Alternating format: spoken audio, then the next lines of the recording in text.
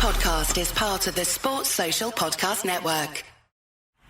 No brakes, no brakes, no fear, no fear. The official British Speedway podcast. Welcome along to this week's episode of No Brakes, No Fear. And this week we build up to the start of Eurosport's 2023 British Speedway coverage with Kelvin Tatum and Scott Nicholls as our special guests. Yeah, I don't know if we'll be holding hands all the time, but certainly we're going to be at all the meetings. Well, I thought that was part of the agreement. We've got reaction from Monday as Wolves kept up their unbeaten home record, beating title-chasing Sheffield Tigers. Tough team, Sheffield, they're going to be obviously in the mix come the end, so I'm pleased with the result, obviously. And from Ipswich, where the Witches took command of the Knockout Cup semi-final over a still winless Peterborough. Hear from the two team managers and from Emil Sayfutdinov. Thanks to the Chris Lewis, which one is helped a lot, and so I'm really happy now it's riding again in UK, and hope I get more experience for my career. And Adam Roynon tells us what it's like to race on Speedway's newest track as the Workington Comets launched their new era. It was an absolute pleasure to ride. It's going to develop more and more over time. There's going to be more and more dirt lines, but as an opening meeting, it was great for Speedway as a whole. All on the way on No Brakes, No Fear. No brakes, no fear. The official British Speedway podcast. Lots ahead today, and we'll hear more from Kelvin Tatum and Scott Nicholls in a little while. But we start with some news regarding the British Speedway Premiership, which has completed a title sponsorship partnership with Sports Insure.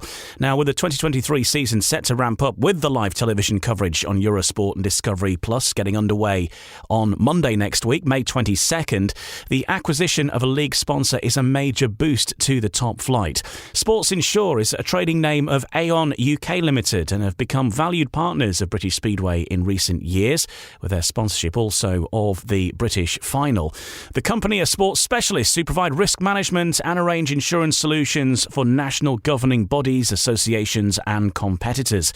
Outside of their extensive involvement in motorsport, Aon currently also partner with the NFL, the PGA and golf's Ryder Cup event. Phil Thorne, the MD of Aon Digital, said, "We're thrilled to further strengthen our association with Speedway, becoming title sponsor for the Premiership League this season. As specialists in motorsport insurance, Speedway offers the perfect platform to drive our Sports Insure brand and engage with our audience."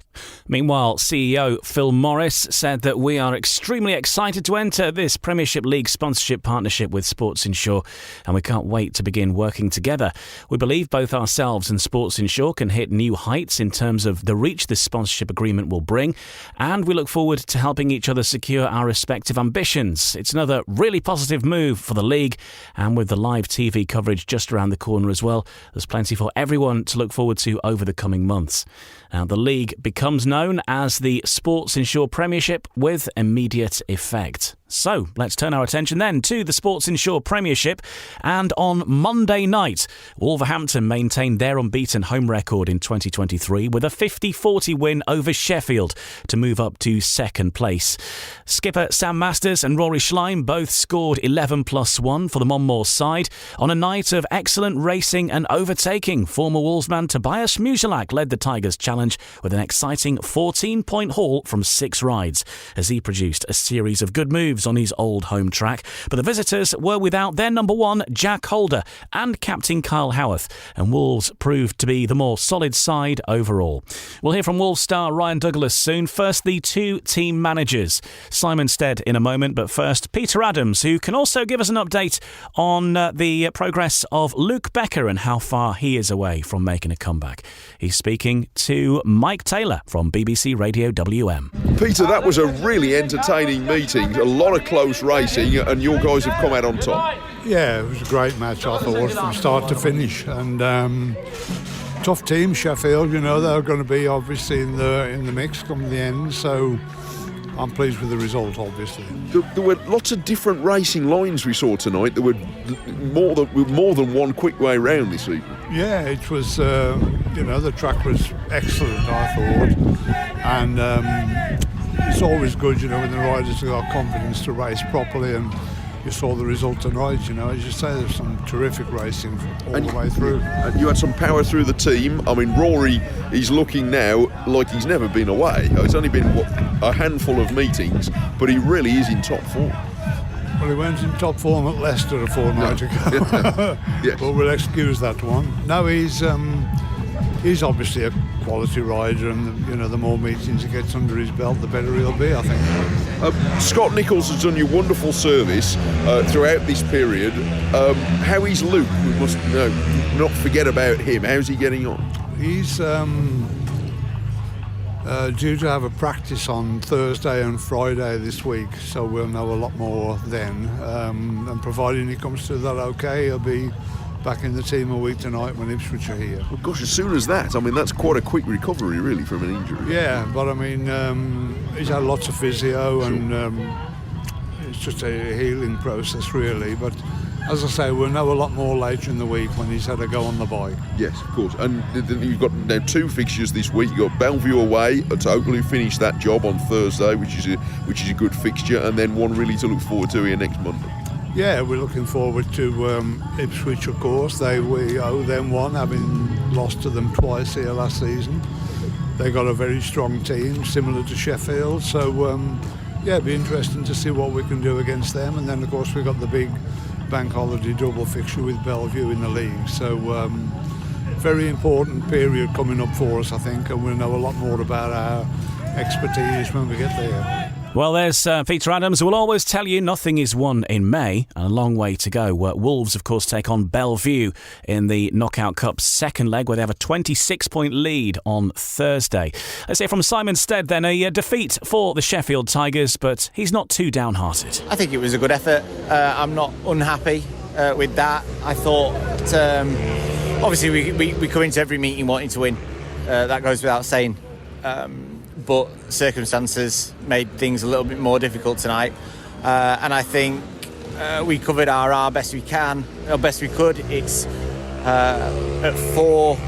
It's a difficult number to cover, so that wasn't ideal either. So it was tough, and we did the best we could in the circumstances. David's had a tough night, making RR even more difficult to cover, because obviously he was the only one above Kyle that could take a ride, so that made things difficult, and the programme was difficult to juggle with changing and trying to get the best out of every heat. But I think we've done the best we can under the circumstances. What I will say is plenty of positives. Toby back, looking like he's never had an injury, absolutely flying, so that was really good. Dan looking really good, getting up to speed, track that he's not spent a lot of time on, and riding really, really well and looking more comfortable at this level every time we get to see him. So that was good. Adam getting to grips and looking more and more like his old self, and another great job from Louis. So look, let's just keep taking the positives. We know Wolves is always a difficult place for us, but the fact that we kept it within 10 or to 10 points isn't a disaster, and certainly will make for a mouth-watering tie when we face them at Alton. Yep, certainly will. Obviously, 3 or 4 of the boys have had a few knocks in recent weeks as well, and it's been 3 weeks since you got together as a team. And I know they've been riding individually, but still, when you haven't raced all together as a team for that long as well, that's another factor perhaps. Yeah, I think it is difficult. Circumstances have obviously made for the huge gap in fixtures for us. The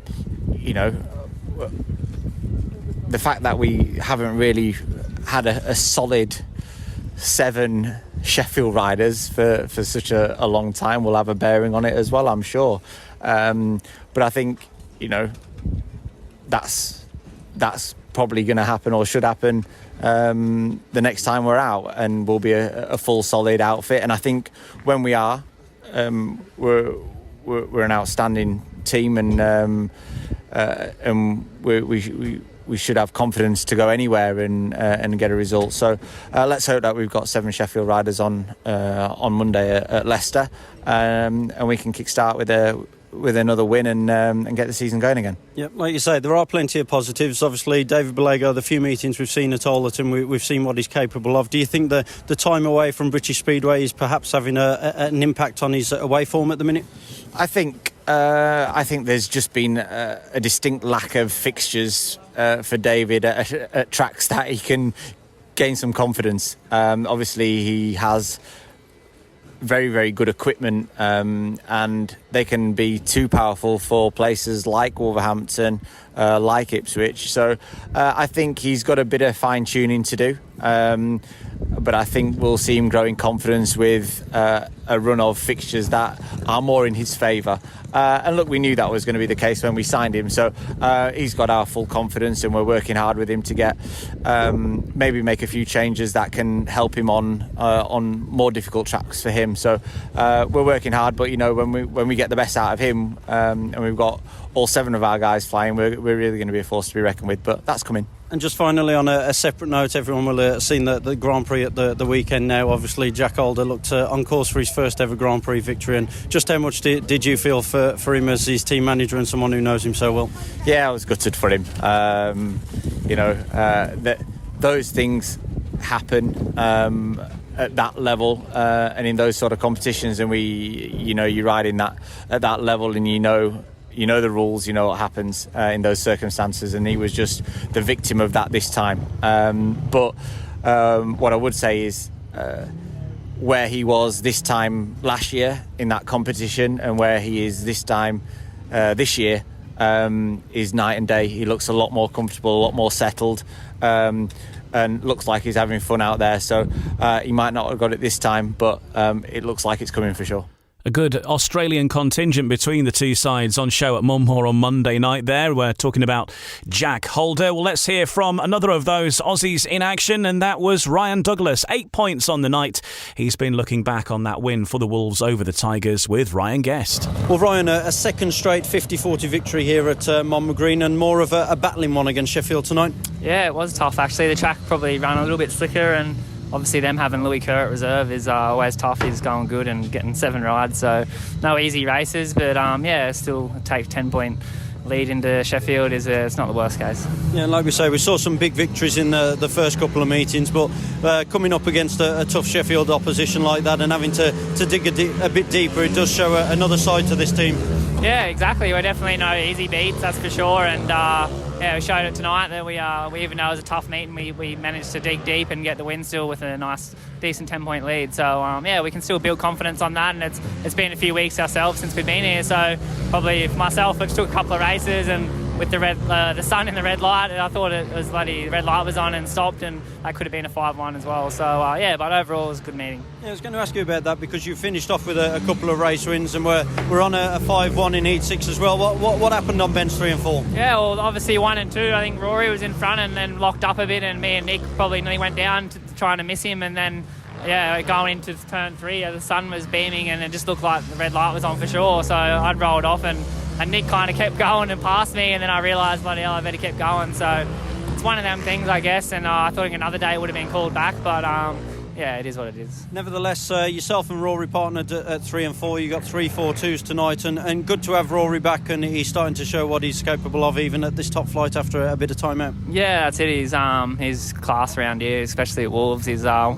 couple of years ago he was out and out number 5, so to have him at number 3 is very good, and I'm only getting better here, and finished strong tonight, so hopefully we can build on that, and next week against Ipswich we can really hit form. Yeah, before Ipswich though, it's a trip to Manchester on Thursday. Knockout Cup, 26-point lead against Bellevue.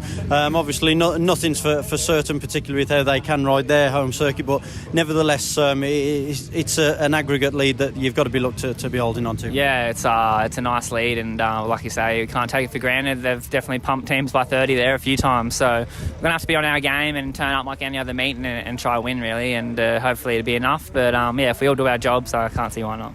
Ryan Guest of the Wolverhampton Wolves.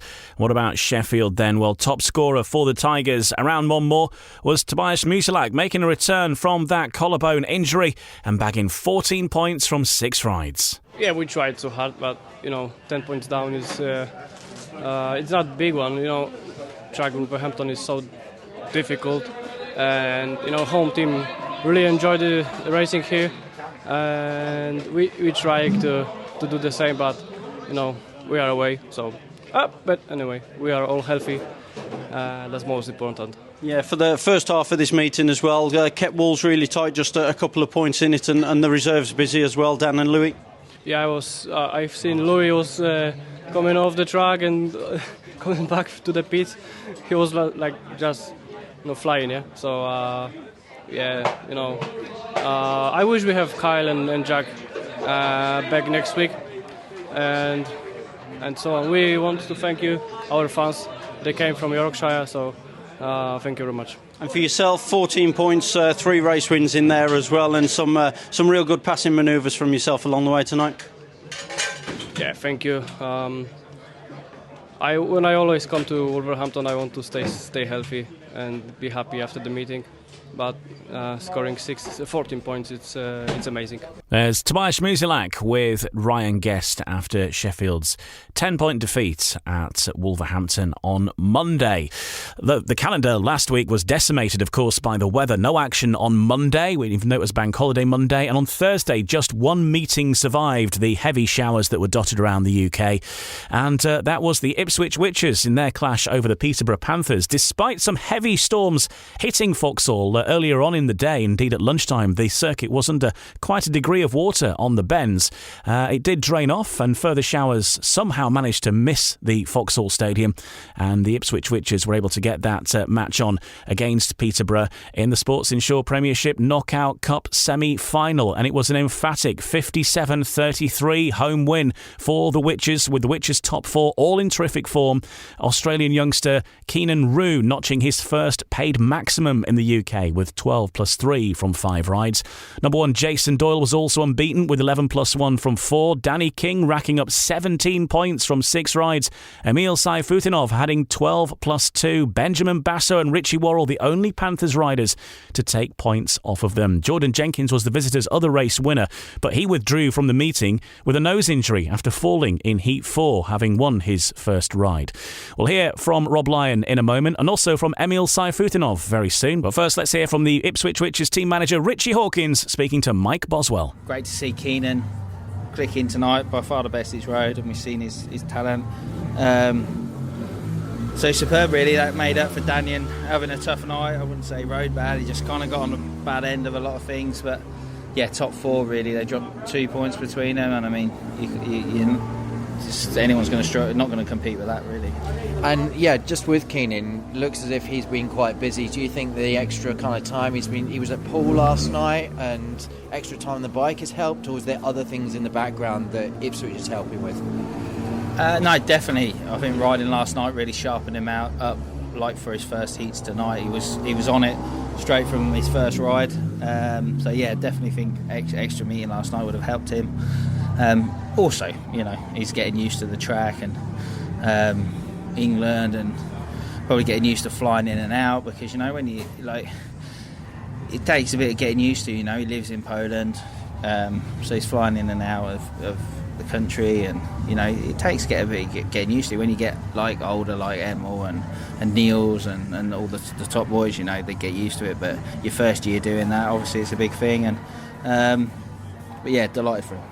And sort of, it must be slightly tired of this question. I feel like what's happening with Eric, because he was due to ride, then obviously last minute health check didn't come through it.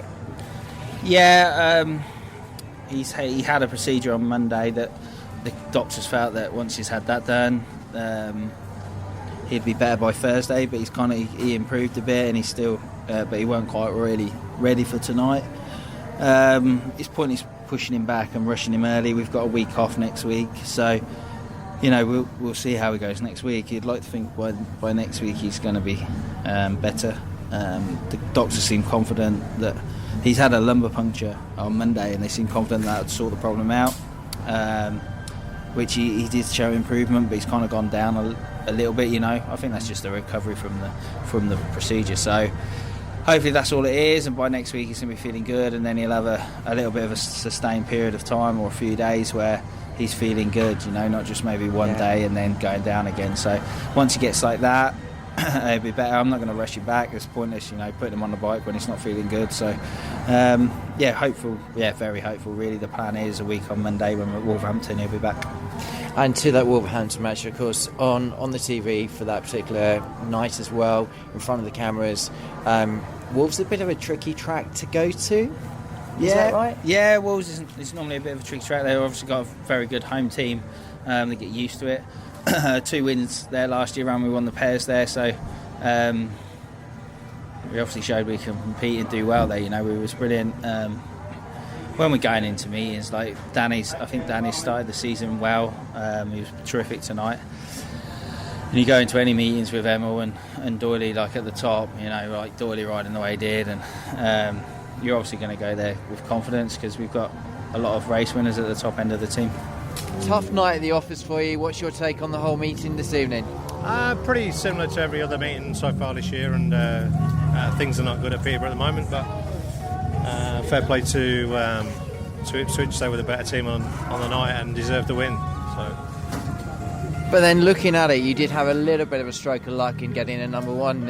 Was it a kind of, they're off at Leicester, let's see whether we can get a guest in, or how did that work out for you with Frederick coming in tonight? Yeah, because there's no other riders around, and either that or they don't want to do it. So getting a guest of any sort was just a stroke of luck, really, but the option would have been RR, and, you know, possibly, as it turned out, wouldn't have been much different, but as you can see, we're pretty depleted and pretty down on confidence, and you know, it's not good, and it's got to change, and it's got to change quick. And I said that 2 weeks ago, and here we are still in the same situation, but it won't go on for many more days. And sort of, you know, with that kind of looking ahead to the next leg, is the plan trying to regroup, get a decent guest in for that? Are you going to work around the next leg? You know, obviously quite depleted, as you say. I think it's fair to say, looking at the team, they're all suffering from a lack of firepower at the top end, as you can see, and some of the boys have been asked to do jobs that, you know, in all due respect, not potentially brought in for, and the situation is, like I say, it's pretty dire, and team needs surgery, and without surgery, it's going to fail. And is that surgery of 2 or 3 riders being moved around, or haven't got a clue at the moment? I think it needs. I think it does need probably 2, probably at least 2, to be honest. That's no fault of any of the riders. You know, racing, it's a numbers game sometimes, and you have to do what's right for the club. And if the right quality of rider became available, then, you know, you have to look at it. But that in itself is an issue because there aren't the quality of riders around at this moment in time. But there's not enough riders for the amount of teams in the league. That's the bottom line. But we are where we are, and. You know, it's hard to put a positive spin on a situation, but... Yeah, totally. And just very quickly, obviously another drama for you tonight. Jordan Jenkins taking a little bit of a tumble situation with him as he left. I think he's got a suspected broken nose, to be honest. Took a whack to the head on his nose when he crashed, and he's right himself, but his nose is a little bit swollen, so they pulled him for precautionary. Rob Lyon of the Peterborough Panthers cutting a frustrated figure once again with still no points on the board in any of the competitions that they've raced in so far.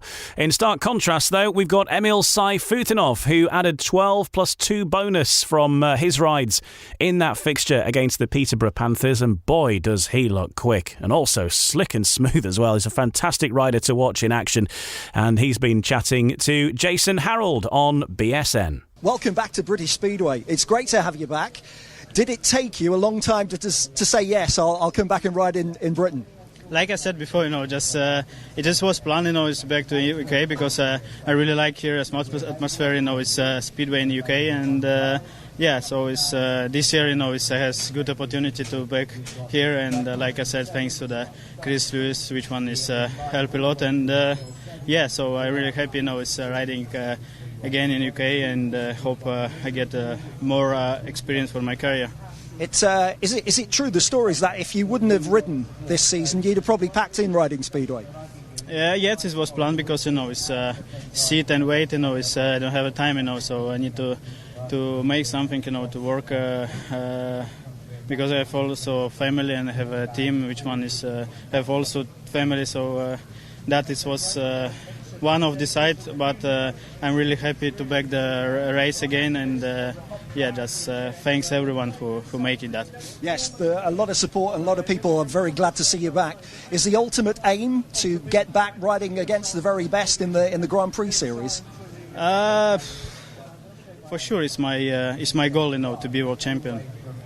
from when I've been young, So yeah, maybe I won, but for that moment, it's not possible to back to the Grand Prix. Just concentrate about the Polish League and UK, and that's for that season. That's all. I don't know what can happen for the next year, and I hope I just try to be enjoying it's Speedway for that moment which I have now. So keep it that. It seems like you're enjoying yourself out on the track, because you're getting out the starts not only here at Ipswich but the other tracks like Leicester, when you went and broke the track record. You'd not seen Leicester before. Yeah, I'm focused at the noise. I'm a lot of fast training in winter with physical or motocross bikes. So so I'm ready for the some new chapter, which one is in UK, new shape on the track on the UK. So it's a little bit different.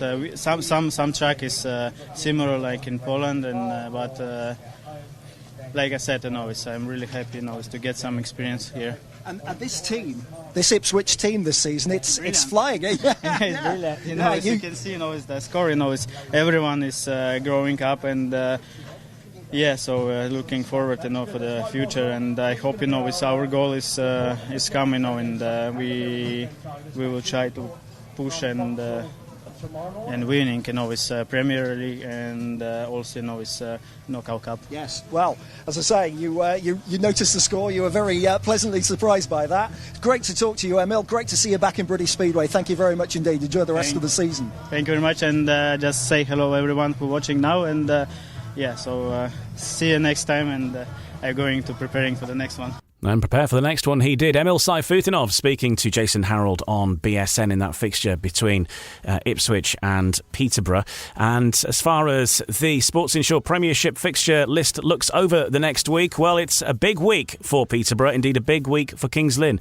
There's the two A47 rivals face each other twice in the space of 5 days. Both, of course, desperate to kickstart their seasons. Meanwhile, the Wolverhampton Wolves test their impressive home form against Ipswich at Monmore Green, and a visit of Emil to what's dubbed as a technical track. Will he be able to cope? Well, they said that about Leicester, and he went and broke the track record in his first ride, so we'll see how that goes. And meanwhile, Leicester host Sheffield, who are led by former Lions captain Kyle Howarth, and that will be the opening fixture for Eurosport as they bring their British Speedway coverage to the Sports Insure Premiership. Bellevue and Wolverhampton resolve their Knockout Cup quarter-final on Thursday as well, with Wolves 26 points ahead from the first leg.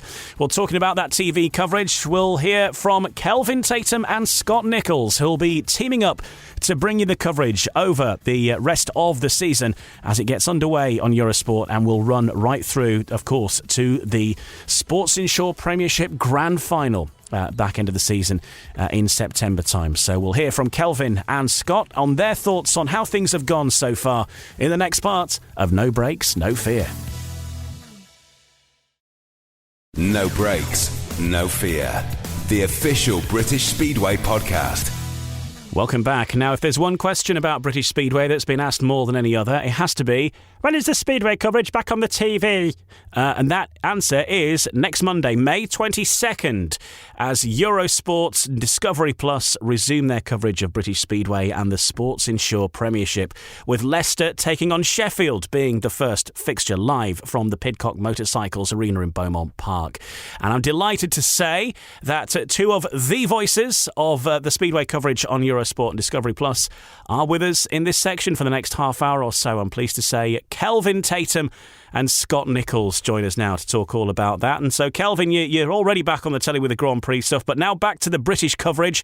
And alongside you will be Scott Nicholls. Yeah, I don't know if we'll be holding hands all the time, but certainly we're going to be at all the meetings. Well, I thought that was part of the agreement. I'm going to have to renegotiate my contract. Yeah, I'm sorry to know it's been a difficult weekend for you, Scotty, but I'm not doing it. I've had a change of heart. Yeah. No, it's been a little frustrating that we've had to wait until this point, and clearly people have been sort of a little bit confused why we are starting later this year. But Eurosport do have major events, like for example at the moment the Giro d'Italia is on, so that may have had some influence on it, and then they have the French Open and all sorts of things. But By and large, we are trying to do sort of 3 weeks on, 1 week off, weather permitting, and trying to finish the league and complete the playoffs by the end of September. So sort of condensing the season, but to give people regular speedway, not sort of have one and then go missing for 3 weeks. That doesn't help really. So yeah, next week we're on, and as we've already mentioned, let's hope we get off to a flying start. And excited, keen to get amongst it and see some British Speedway. You two have probably seen a season's worth of Speedway already. I haven't been anywhere near a British track yet, so I'm keen to get back up to Leicester and see what's going on. But but hopefully we get a really exciting team. What I don't want is that the jeopardy regarding playoffs was done by June last year. That's why we need these slightly lesser teams to sort of like turn it around if they can. So we've got plenty of fight. But I think Leicester is the one, I think, realistically, that could maybe possibly make the top four. Scotty, for you, of course, you're no stranger to people's TV sets, having been part of the Grand Prix coverage over the last couple of years or so, and now joining the British coverage, which obviously you made that conscious decision not to race at the top level of British Speedway this year. So, of course, that does free you up a little bit. You have been riding, of course, guesting for the likes of Wolves and one or two others through the course of the early part of the season. But I guess more often than not, Monday nights are going to be a different side of Speedway for you. Yeah, I'm going to be involved, which I'm delighted to be part of the Monday night crew. It's something I enjoy, and I'm kind of at that kind of point in my career where I'm still loving racing. I still feel like I've got plenty to offer, but I don't want to be flat out like a lot of the boys are. I've got other things going on in my life, and so it's nice to slow the racing down a bit, but still be involved. And doing the TV stuff, it's still a way of keeping involved with a sport that I love and have a lot of passion for, have done my entire life, like Kelv. So it's cool to still be able to be involved, see what's going on, and see things from the other side, and maybe try and get a few little bits of that insight over to the viewers and try and give them a little bit more of a bit more of an idea of what's going on and a little bit more to the story than just seeing four guys go around on a bike. I think it's really good to have someone who is still involved in racing, and actually riding against these riders that you're commentating on as well, because you do pick little things up. And I've noticed in my own experience, if you're speaking to a rider, like I was working with Chris Harris the other week, where, he picked something up about what a rider did because he'd seen him do it at the previous meeting, and there was an explanation, a little tiny thing, but these little tiny observations can make a big difference and improve people's understanding, because there are so many little nuances that you just don't realise unless you're actually out there riding week in, week out right now, the little things that are going on and the little changes that guys are making to their bikes. Oh, definitely. It's not just the riding as well. It's, just little things that when people are doing, I know Kelv were doing commentary and Chris when they're doing the Grand Prix together, that just little things that people have been going to Speedway for 10, 20 years and don't realise silly little things why the rider might do that to the referee or why they look in a certain area. And I know sometimes when you say those things, you kind of repeat yourself and the people that do know kind of go, well, I already knew that. But there's an awful lot of people that don't, and a lot of people are shy to ask why somebody does a certain thing. So I think it's important that when you're doing like Kelvin the commentary, or if I'm doing a pit piece or something like that, that every now and again you point out a few little bits and pieces that perhaps we take for granted, that the fans that are not aware of that side of things, and it just hopefully gives them a little bit more of an insight. And when they watch, they can watch with a slightly different purpose and can kind of keep an eye out on a few of those little things that have been pointed out and make the night's racing that little bit more enjoyable. On to the coverage then, Kelv. You're heading to Beaumont Park, the Pidcock Motorcycles Arena, the home of the Leicester Lions, taking on the Sheffield Tigers. Lots going on in this meeting because, of course, Sheffield are one of the fancied teams. There's that Bates family link across both sides as well. Leicester being that team that have made the move up from the Cab Direct Championship now to the Sports Insure Premiership, and a new look side that they've built there as well, looking to have a different experience experience in the top level than what they had the first time out. But it has all the makings of an interesting match when you consider the likes of Kyle Howarth, was riding with Leicester last year and now returning as a visiting captain with Sheffield. That gives Sheffield a handy little advantage, doesn't it? It does, and the British scene obviously has been decimated at the moment by weather. Just bumping into Adam Ellis at the weekend, just saying they haven't had a Sheffield Tigers, they haven't had a meeting at home for 7 weeks, which is far from ideals. But no, we burst onto the screens next week with the Leicester v Sheffield. Leicester, great to see them making the move back into the Premiership. So we've got 7 clubs in the top division, which is good news. It's a solid looking team. It's the sort of team I think that if they're going to make the playoffs, they're going to all have to fire. They're going to need consistency from Frick, who was the eye-catching signing in the wintertime. Riders like Chris Harris, who had a great season last year for Peterborough. He needs, we're going to get with Chris. He's going to give everything. Nick Morris obviously came up with the club.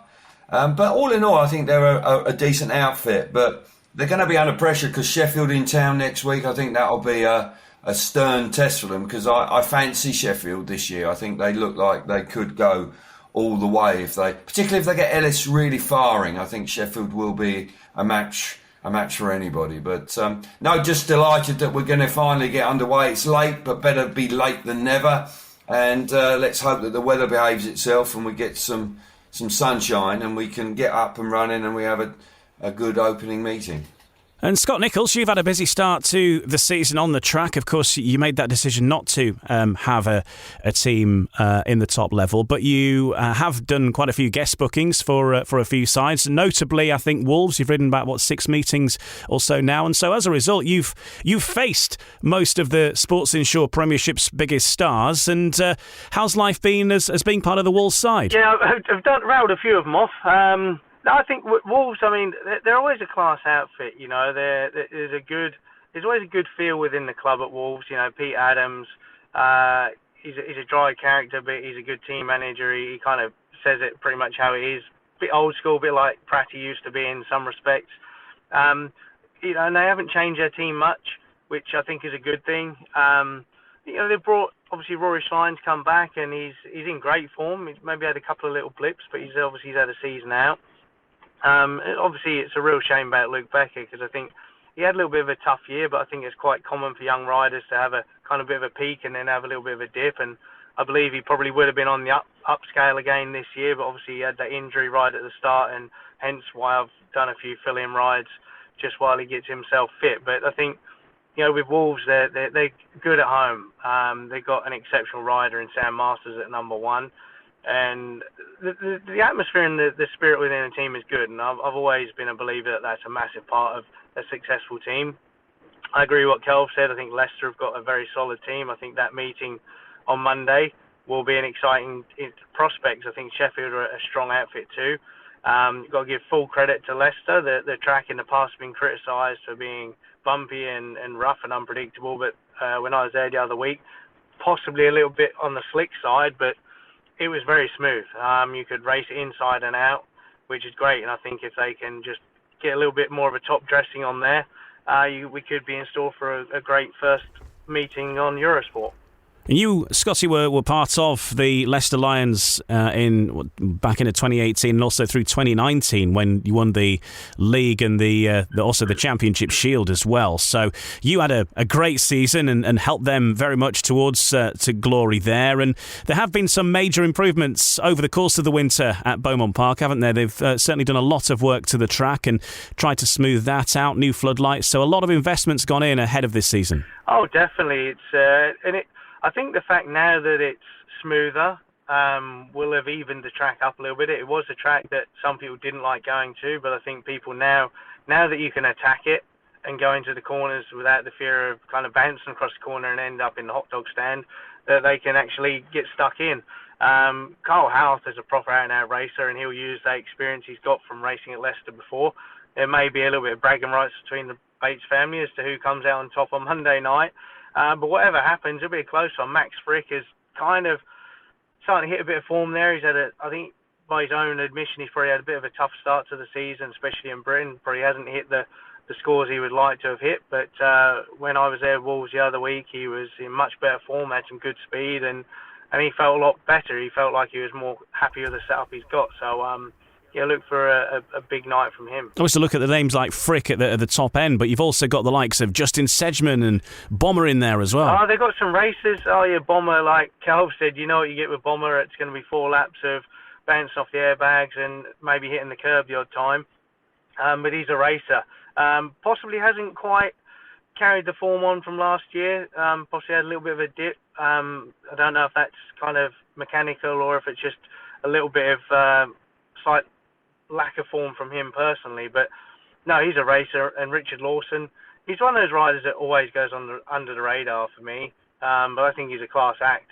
Kind of keeps himself to himself. He's not flash and flamboyant, but he gets the job done. He's a very, very good gator.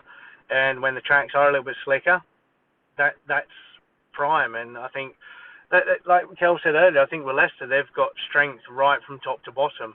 To be fair, Sheffield have a lot of the teams are like that now this year, which all that does is creates an unpredictable scoreline and good racing. Could well be. I sense that Sheffield are the stronger outfit, just about. But as I say, I think that the Leicester lineup has got quality in it, and I think that they will, Nick Morris obviously knows it. He came away from Wolverhampton, which was a slight surprise, but he was obviously there in the championship, so he's got plenty of experience. But with the change, Emil Sayfutdinov clearly quite enjoyed his visit to Leicester, because obviously he took about half a second off the track record. So it's clearly, because I don't think he would have enjoyed it if it had been bumpy and rutty and horrible, but there's no question that the Emil turned up and just fell in love with the place. But no, really excited about the matchup and keen to get underway with the Eurosport coverage.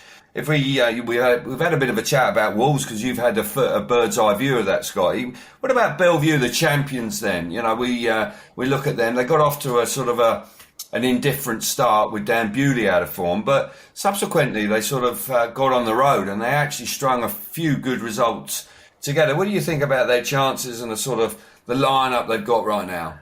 Well, it kind of sounds like a broken record, but a lot of the team, they're strong this year. I mean, they brought some big names back, like say with Dan Bewley coming back.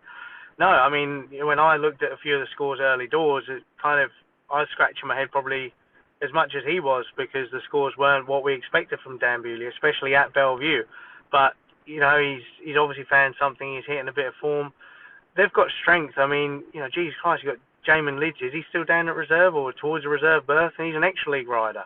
That goes to show that in some respects on paper, British Speedway doesn't look as strong as Poland and places like that. But trust me, it's tough racing here.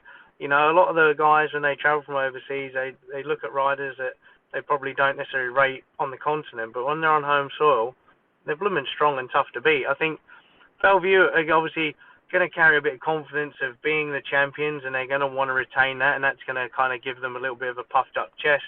But along with that comes the fact that everybody is gunning for you and everybody wants to beat you, and every time you line up, whichever team is want to go home saying we just beat the champions or the defending champions. So Lemo's pretty good at keeping the boys in track, but I think they've got a good chance. I think with young Norrick, I mean, he had a fantastic season last year. I think it's just if he can build on that and make that progression, I think that can be a kind of bit of a trump card for them. Yeah, I was just thinking that last year there was a fantastic finale, of course, when they beat Sheffield in the playoff final. I just sensed that would they be able to, because they didn't have that extra heat leader that they did last year with Zagar coming in, and they kicked on from there, because they are looking at one of the younger, slightly lesser riders like a Tom Brennan to sort of fill that role. And if they can, then I think they'll give everybody a run for their money. But they're looking good, and after a difficult start, I think they're beginning to find their feet, Ian. And I think that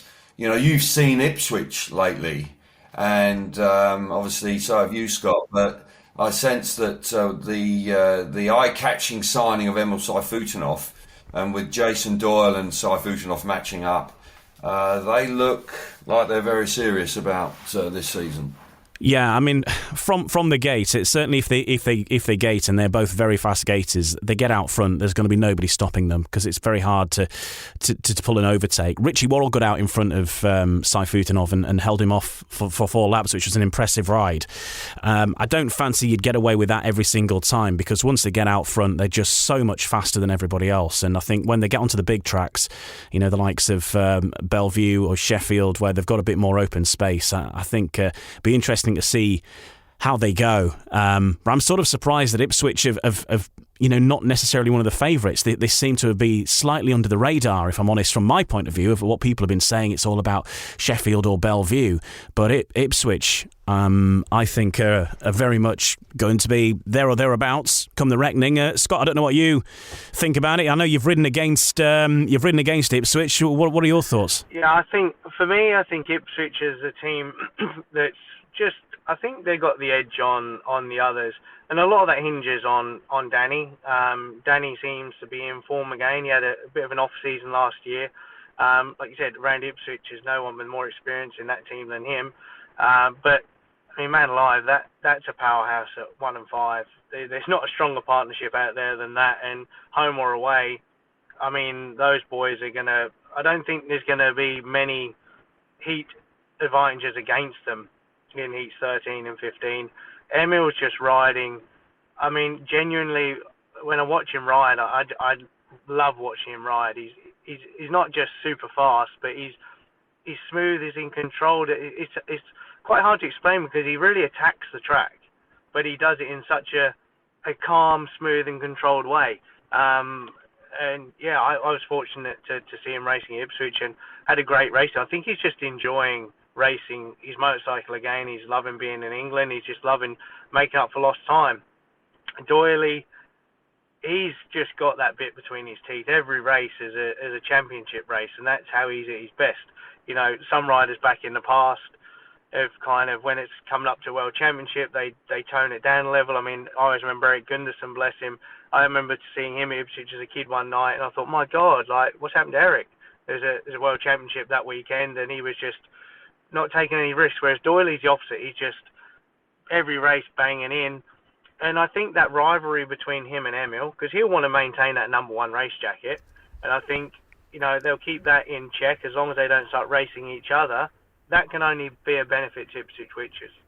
And also, Keenan Rue was impressive as well, and obviously it's his first season over here, but he seems to be learning week in, week out. You don't expect necessarily to have their best performance on their first appearance anywhere, but he does seem to be getting to grips with things now, and again, certainly rising through the ranks there. And when you look in the pits, he's in between Jason Doyle and Emil Sayfutdinov, so he's got a lot of experience around him in the pit bay there. Yeah, he is, and I think that's all of a benefit. I know he's got, you know, Cam Heaps is kind of helping him a little bit there, but in the back room, my old mechanic, Mashek, he's a very, very good mechanic, knows not just, obviously, Polish Speedway, but he's been in England for an awful long time. He's very good with the setups and engine tuners and things like that. So Keenan's got a good backroom staff to help him.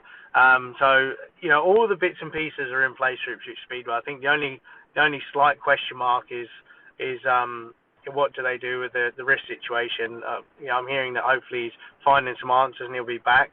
And if he's in form, man alive, I mean, Eric on his day, my God, he's a heat leader. So if he comes back and he comes back in form, then for me, Ipswich are the team to beat. Calvin, let's look at the other end of the spectrum and how things are going for Peterborough.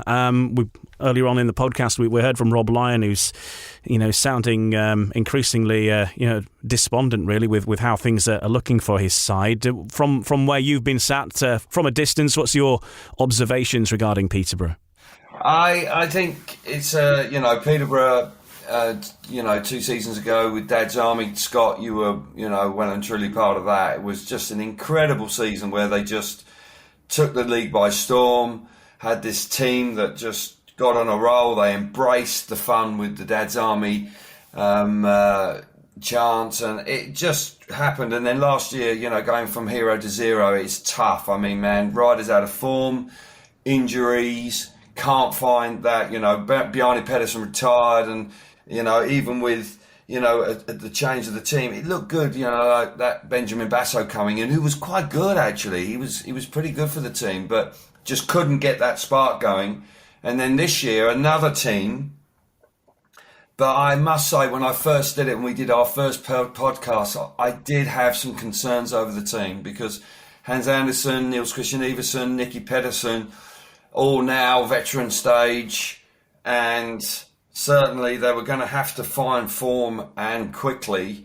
And losing, I think, Chris Harris, I think that was a big blow to lose Chris after he was one of their better riders last year. And unfortunately, Nicky did a corner and then jacked it in, and that was a massive blow. I can imagine that the club were just thinking, wow, an eye-catching signing like that, and that hasn't worked out, and they haven't been able to replace him. So it's tough times for Peterborough.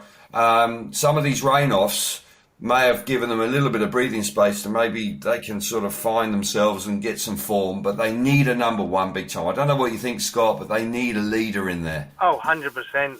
But it's hard to find one. Who can they get? I mean, I think everybody plays a game of if they were team managers, who would they get? And there's a few riders out there, but they don't want to come or they've got other commitments. So I feel for Peterborough, and they 100% need a number one. They need a strong number one. But they need a number one that's got something about him that can lead a team and can put a bit of positive energy in the team again. Because, what I've heard, I haven't seen it, but I'm hearing the atmosphere is not the same. I know when I was there last year, the atmosphere wasn't the same, and that's a huge part of being in a sport like this is having a good atmosphere.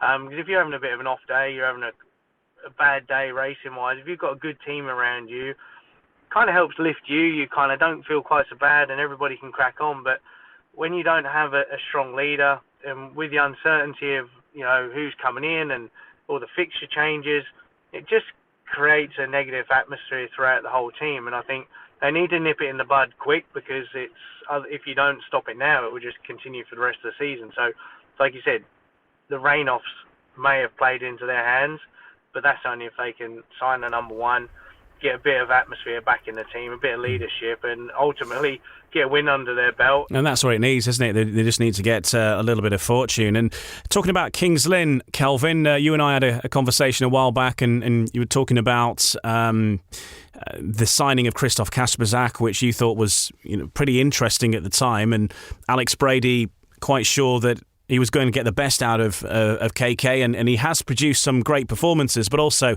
produced some indifferent ones as well. And that's really been the discussion of which KK were we going to get. Oh, well, we've got the one that is hit and miss. It's as simple as that. To me, he is a top quality rider. He was a former world number 2, but I do believe his best days are behind him. But he's more than that. He's more than capable of doing a very good job for a British club. I know that. He knows Britain. He's done plenty of laps here. He's ridden here for periods of time. But he's at a stage of his career now where, inexplicably he'll get. Well, he got 15 the other week, didn't he? And then he turns back up and it's a 2 or a 3. And that from a team manager's and from a club's perspective. Okay. Yeah, but from a club's point of view, Scott, it just drives you nuts when you're looking at a guy that should be able to produce the numbers, day in, day out. And that's what you need. And that's why they've signed him. And then, with all the bolt-ons, flights, and God knows what to get them there, and they're not performing, it must be extraordinarily frustrating for Alex Brady and Dale Allett. I think they probably can't. But they're another team that are struggling. Peterborough and Kings Lynn, again, are having a tough time. And if they're going to have any chance of making playoffs, those two teams, when you look at Peterborough, Hans Andersen, Iversen, the elder statesman of that team, they are going to have to get going big style. And then, when you look at Kings Lynn, you've got KK has got to find some consistency. Nikolai Clint, if he traps, he's fast, and he's going to have to do that all the time. But they're going to have Thomas Jorgensen, a rider that, Scott, I've seen him being fantastic, but suddenly, I don't know what's going on. He doesn't seem to be able to, whether it's a confidence issue, whether it's mechanical, I don't know, but not the same guy at the moment, just not producing. I think Jorgensen is a very much a mental aspect. If things are in the right place and he feels good in himself, then he's a very, very hard man to beat. But I think his cage gets rattled. pretty quick. I think I heard a story, Berwick, I don't know if it was on BSN or not, but he was off gate 4 and obviously wasn't happy with the sort of the selection of ruts he could go from, so he started kicking the fence, which is never a good sign when you're about to go out for a race. But I think with Kings Lynn that the problem they have is that they've got two key riders that can be very hit and miss. And Nikolai Clint, like you said, an exceptional gator, exceptionally fast when the right header's on. But he can be hit and miss. And I think that's hard for the rest of the team because, you know, the team looks for their 1 and 5 to lead the way. And occasionally they have an off night. But when you've got, you know, riders like that, like you say with KK, I mean, you know, people have seen and heard what he was like at Sheffield, where he literally couldn't look like he'd never ridden a bike before. And then the night I was there, he looked like KK World number 2 again, was unbelievably fast and was a joy to watch. And for management and for teammates, that's unbelievably frustrating. And the frustrating thing with Kasperjak is that only Kasperjak will get Kasperjak going. He's not one of those people that can be motivated by a team manager or a promoter. If he turns up not being in the right frame of mind, not bothered to race, it will not happen. But then, you know, they will have known that when they signed him. It's not like it's a trade secret. He's been like that most of his career. They took the gamble, and right now it's not paying off. Tough one, real tough one, but they're going to have to. As I say, part of the problem is also in the fact that riders are scarce. There is a lack of riders, and some riders won't come. Some riders sort of look at it. Maybe the Sayfutdinov thing may actually sort of break down some barriers again, and they might look at it and sort of think about coming over. But on reflection, those two teams are at the bottom of the league right now, and if they have any desires to make the top 4, then things have got to turn around very quickly. But I do think they are up against it. I sense that there are some teams that are in a better shape, and often it's difficult to be able to do it, isn't it, Scott? You know, when you get off to that, you get in that rut, and like what happened to you last year after winning the previous year, and I had it at Coventry exactly the same. We were champions one year, and the following year we finished bottom of the table, and for whatever reason, and we had 6 of the same 7 from the previous season, we just didn't get going, and it never, and it was difficult to put your finger on why, but it just didn't happen. It just didn't happen, and the team finished bottom, and it was tough times. But for those two teams in Peterborough and Kings Lynn, there's got to be something really dramatic happen, like a big signing, or 2 or 3 riders really all of a sudden firing at the same time. Yeah, and I think the thing as well that's tough when it's a club that's struggling, not everybody wants to go to a club that's struggling because, you know, they want to be in a club that's successful and they want to be in a club that's got a good environment, a good atmosphere. So the negativity may well draw kind of a negative rider. And the other thing with Kings Lynn that makes it a little bit difficult for them to sign people is that Kings Lynn's a fantastic racetrack, a brilliant racetrack, brilliant shape, but it's intimidating and is known to sometimes be too grippy. And that puts a lot of riders off. A lot of riders don't want to go because it's scary and they don't want to turn up to their home track where they're scared to race. And that's a fact. That will put a lot of riders off. I think if Kings Lynn is known and it's got a reputation where it can be prepared on the slicker side, because Kings Lynn's never slick. I mean, even when it's packed down like concrete, it's still never slick because of the material it's got there. I think if they start to build a reputation of having a slicker track, then you may well start to attract some other riders.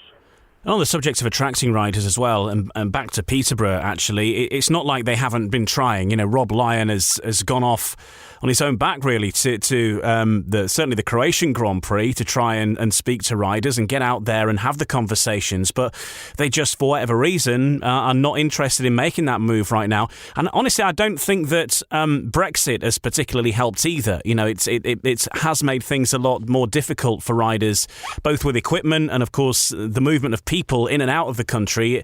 There is a lot of paperwork depending where you're from. It's not the same for everyone. Yeah, well, obviously that doesn't help at all. But to be perfectly honest, you've always needed extra equipment if you come to ride in England and you're based on the continent. That hasn't changed, but certainly there is always the added complication if you want to come across and do it. But I just hope for Kings Lynn that Josh Pickering can come back fit and firing. He's a good, bubbly character. He's a never say die. He can maybe be an inspirational figure within that side. I like him. But both teams have started poorly, and they I think for Peterborough, they if they could manage to pull a rabbit out of a hat and come up with somebody that could really sort of lift the crowd and lift that doom and gloom, I think maybe they could turn it around, because Everson and Anderson have got a lot of quality there. But tough times when you look at the other teams in the league, because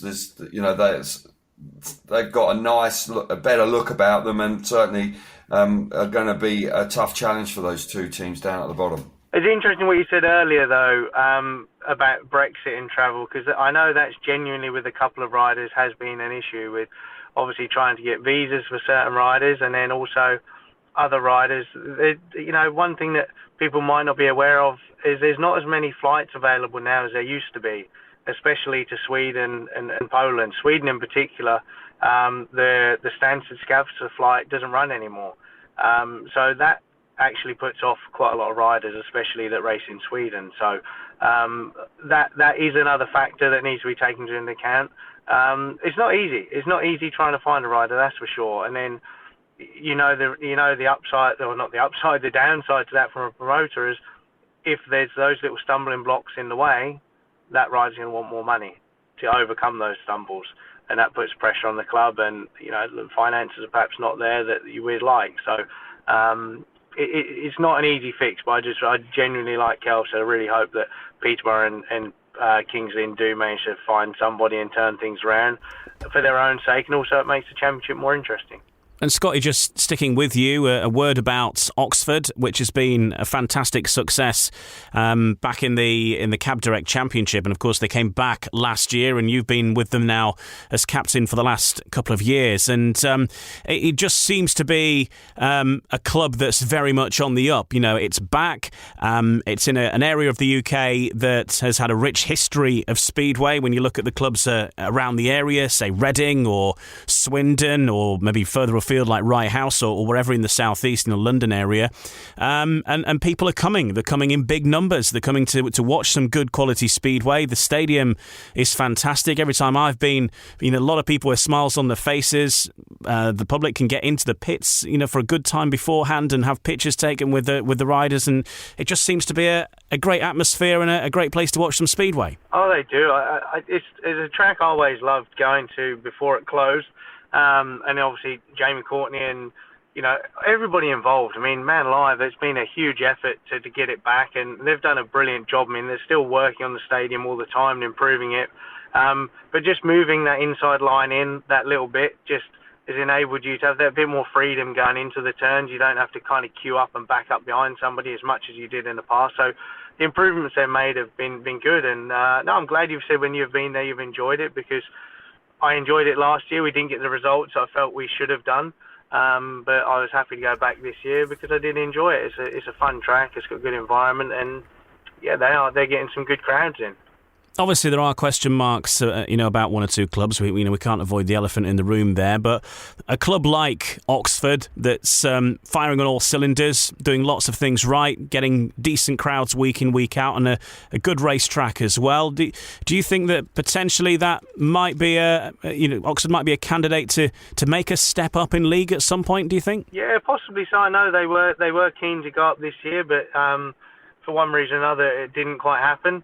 Personally, I'm delighted they didn't, because that would have ruined my plans. I'm delighted to be back with them in the championship. And look, I think if they did decide to step up to the Premiership, it would be a great addition. I think it would be another fair, sort of reasonably central club. And I think the stadium is brilliant. I think obviously we know Bellevue is the place for British Speedway in terms of the track and the stadium and things. But Oxford is an impressive outfit too. Oxford, the only club that I've experienced, at least in British Speedway, where you can get your burger in a brioche bun and an incredible selection of condiments as well. There you go. A little bit more upmarket. That's got to be their new sales pitch. But I remember, I have very fond memories of Cowley. You know, when I was riding for Coventry, the clashes with the team that was led by Hans Nielsen, Simon Wigg, Marvin Cox. You know, those days they won the league in the 80s a couple of times. And as I say, that it was a good track. It was a bit tight, so it's interesting to hear that the track has just been widened a wee bit, because it was tight going into the corners there. You could run into people quite easily.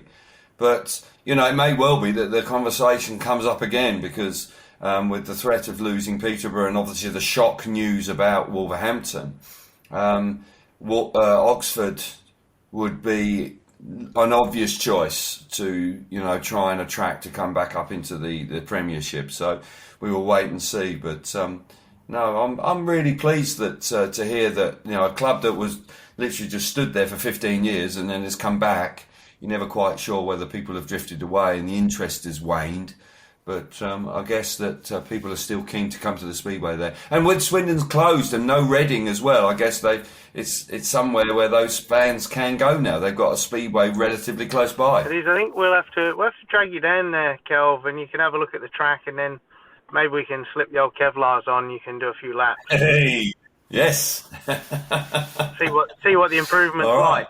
Yeah, you might be the Chargers' new number one. Yeah. I think it's important to give youth a chance. Blimey. Dear, oh dear, that frightens me. OK, well, just to round up then, we've talked about the fixture that's coming up on the 22nd, the first fixture from the Sports Insure Premiership on Eurosport and Discovery+. That's the Leicester Lions versus the Sheffield Tigers. But, of course, that's just the very beginning of the coverage. Kelvin, what are your next ports of call on your tour around British Speedway? Are you able to enlighten us? I possibly do. I do believe that the second meeting will be Wolverhampton v Bellevue, which could be quite tasty, which is a week later. So, as I say, that's an attractive, eye-catching fixture. We then got a week off. We go to Prague for the Grand Prix at the beginning of June. We've got a week off, and then we pick up again when we go, and we will see Ipswich v Sheffield, which will be a fantastic match-up, and the first time for Eurosport viewers to see Emil Sayfutdinov live. So, yeah. I think the first three fixtures look good, you know, and as I say, we can get up and going. Thanks to Kelvin Tatum and Scott Nicholls there speaking to us on No Breaks, No Fear. And to hear more of that conversation, because there is a lot more, that's just part of it. Kelvin Tatum has his own podcast, which will be out later this week, Tatum Talks.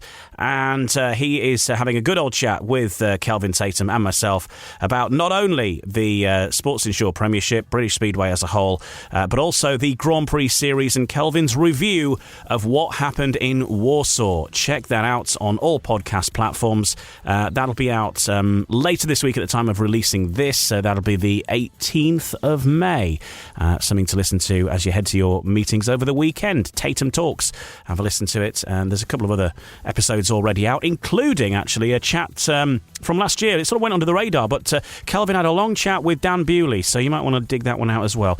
Search for it on podcast apps and subscribe to it so you don't miss anything else. But many more episodes with Kelvin, and Kelvin's going to be talking about really reviewing the Grand Prix series and stuff after each round, and that's the plan with that one. OK, back to this podcast now, and in the next part we'll round up one or two other things, looking at some of the action from the Cab Direct Championship and also the National League 2. We'll hear from Adam Roynon, one of the first people to ride a competitive meeting at the new Northside track at Workington. He was an away rider, but he's a local lad, and he got to ride in that meeting, and he tells us his experiences. Just one of the chats we've got coming up on No Breaks, No Fear, next. No Breaks, No Fear, the official British Speedway podcast. In this final section, a roundup of the Cab Direct Championship and also the National League as well, and starting with Redcar, who collected their first away win at Edinburgh Monarchs since 2013, when they took the points in a last heat decider on Friday. Charles Wright completed a paid maximum in Heat 15, and he was joined by Danny King for a match-clinching 5-1 after the sides had gone into the race level. We can hear from the Redcar Bears team boss now, Gavin Parr. I think everybody did a little bit at a certain time. There's still room for improvement with some of them. And that's exciting, isn't it? It is. Because I think when they start firing properly, the world's sort of we're oysters, they would say. But overall, I didn't see the 5-1 to them coming in Heat 14, to be fair.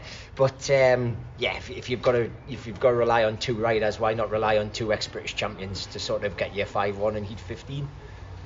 And were you aware of the rules surrounding the Super Heat? Because I spoke to everybody. I don't think anybody knew, apart from maybe Charles the mechanic. What would happen with the choice of gates? Do you know that?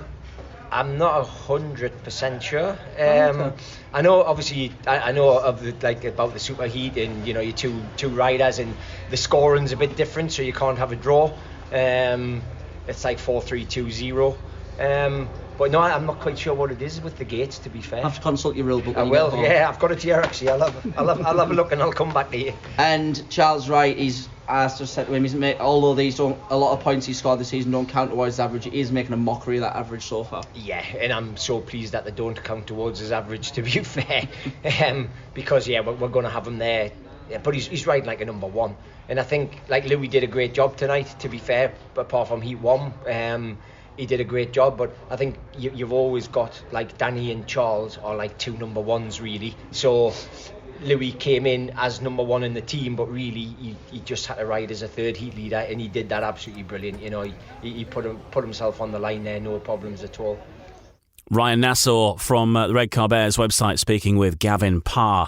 Well, we'll see plenty of Redcar over the course of the next week because they're racing home and away against the Poole Pirates in the BSN Series semi-finals. The other BSN Series semi-final is already underway, and Glasgow took control of that fixture over Scunthorpe with a semi-final win of 46-44 at the Eddie Wright Raceway. The meeting was full of exciting racing, although home number one Ryan Douglas won Heat 15. Tigers duo Benjamin Basso and Chris Harris held on for second and third places ahead of Simon Lambert, who briefly passed Harris before the Glasgow number one came back through. Harris, the only rider to defeat Douglas when he passed him in Heat 1, with the Australian scoring 14 points for the Scorpions and reserve Connor Mountain winning 3 races to score 12. But the Tigers were the better all-round. Benjamin Basso scoring 10 plus 1 bonus despite a disqualification for exceeding the time limit in Heat 10, having earlier been involved in 2 5-1s with Klaus Vissing. We can hear from the Glasgow Tigers captain Tom Brennan speaking to Greg Blair on BSN. These guys are really good at home, and for sure they know the setup right away. So we had to kind of come strong at the end, and that was always the idea for us, was to kind of start trying to build, and obviously by the end we managed to get the result we wanted. But it was definitely a really, really good team effort from everybody. Yeah, and the other part of that is, we've got a nice little cushion going into the home meeting, which is next Friday. You'll be looking to use advantage of that. Exactly. I mean, obviously, any advantage going into any meeting is good. So for us, it's to try and grab it with both hands, and we obviously know what we can do at home. So we're going to be trying our best to kind of try and keep these boys behind us. Pool promoter Danny Ford says the former skipper Danny King is assured of a warm welcome when he returns to Dorset with Redcar this week. King led the Pirates to a series of trophies over the last 2 seasons before making the switch to the Bears over the winter, and the two sides now meet in the BSN Series semi-finals. Birmingham Brummies have brought in Joe Thompson following his recent release from Cab Direct Championship rivals Scunthorpe. Thompson making his Brummies debut in 2 league matches this last week, having been signed to replace Ty Proctor for the West Midlands side. And some news about the Birmingham Brummies, who have gone on to win their very first meeting of the season, up and running in the Cab Direct Championship with a win on the road away at the Plymouth Gladiators on Tuesday evening. 42-47 the final score. Justin Sedgman top scoring from the Brummies with 14 points, and Richie Worrell 14 plus 2 bonus.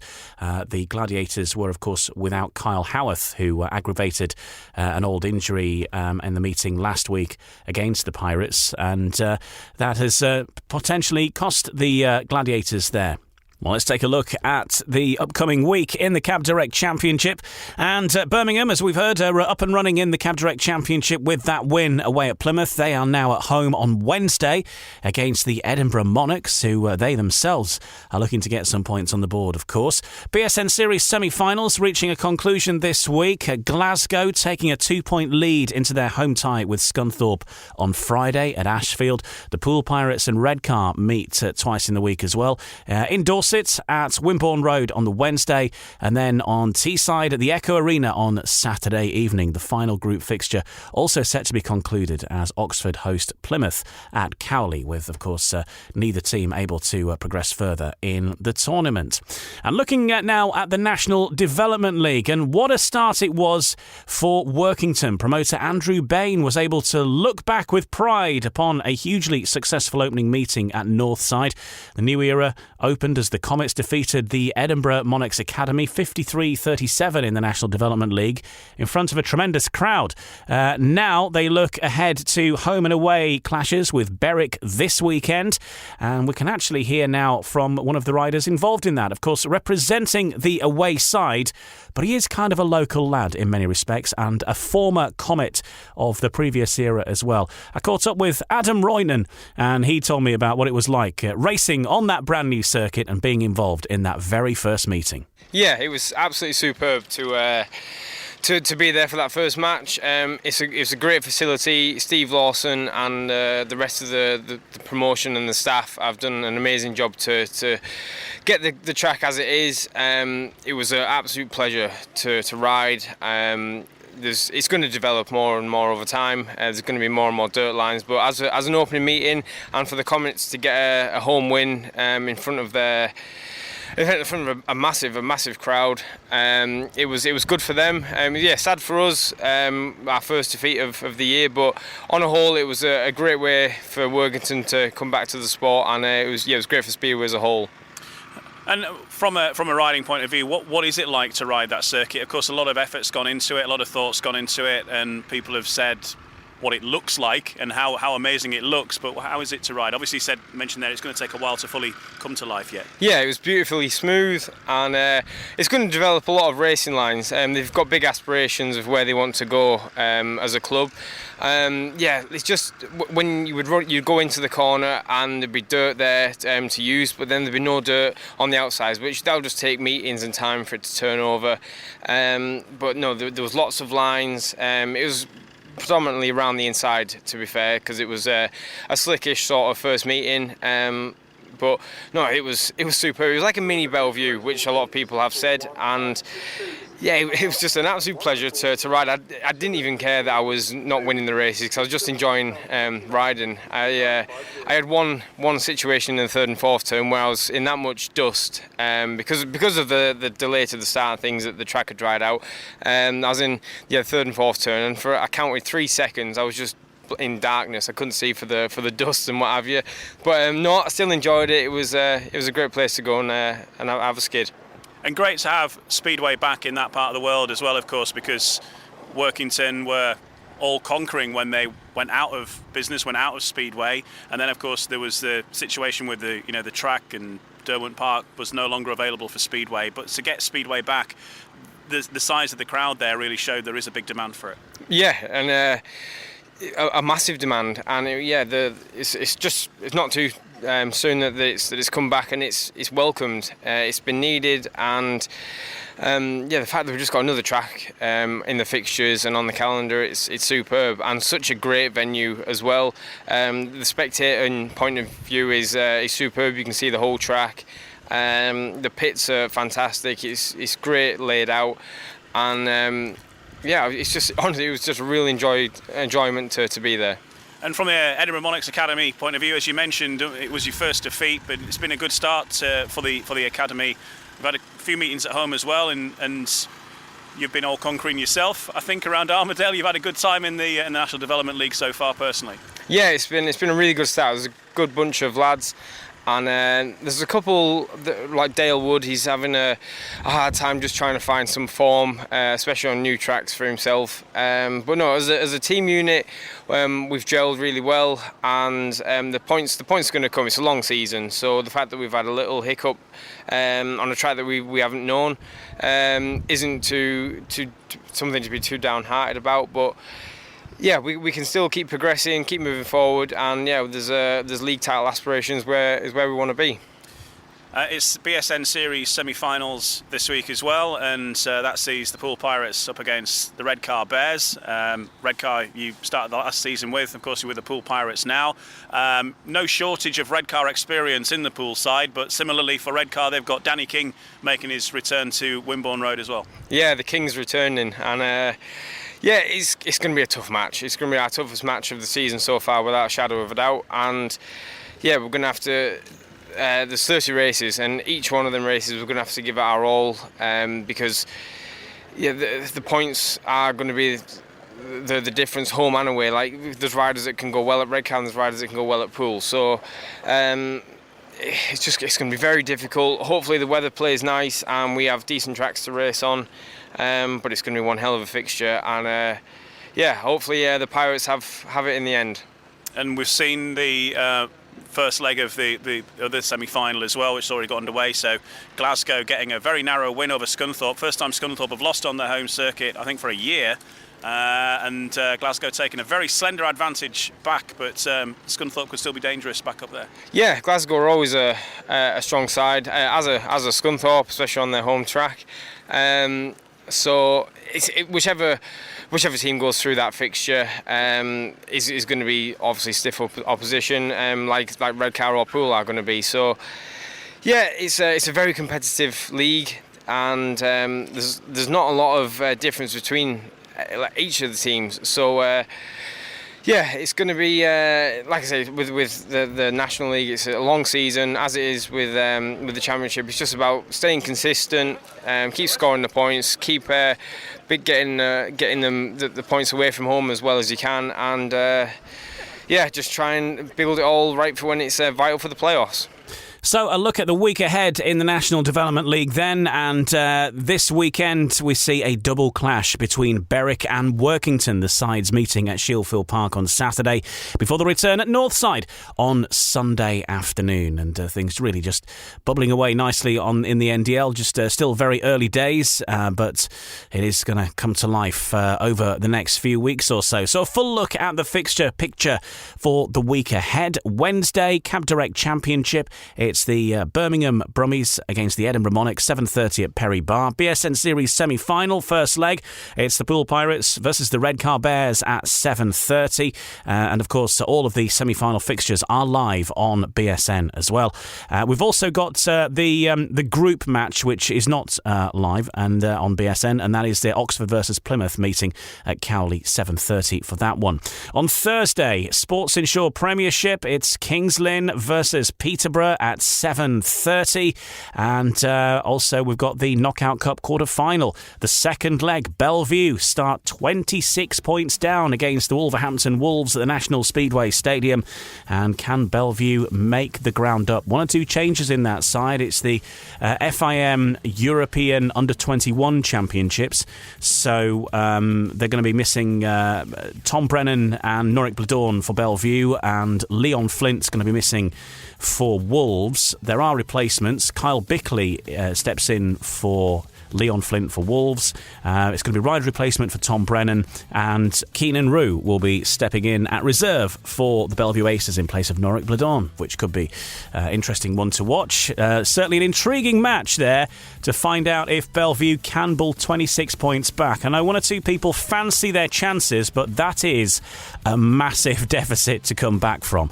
But you can watch it. That will be on BSN Thursday evening. Friday, BSN Series semi-final, Glasgow versus Scunthorpe at Ashfield. That's much closer. Glasgow with a 2-point lead into that one. And on Saturday, it's the final semi-final fixture, and that's Redcar versus Poole at the Echo Arena, 7:30. National Development League action, of course, as well. At Berwick against Workington, 7 p.m. Sunday, as we mentioned before, it's back to Northside as Workington host Berwick, 3 o'clock in the afternoon for that one on Sunday. And then on Monday, it's the big day, Sports Insure Premiership.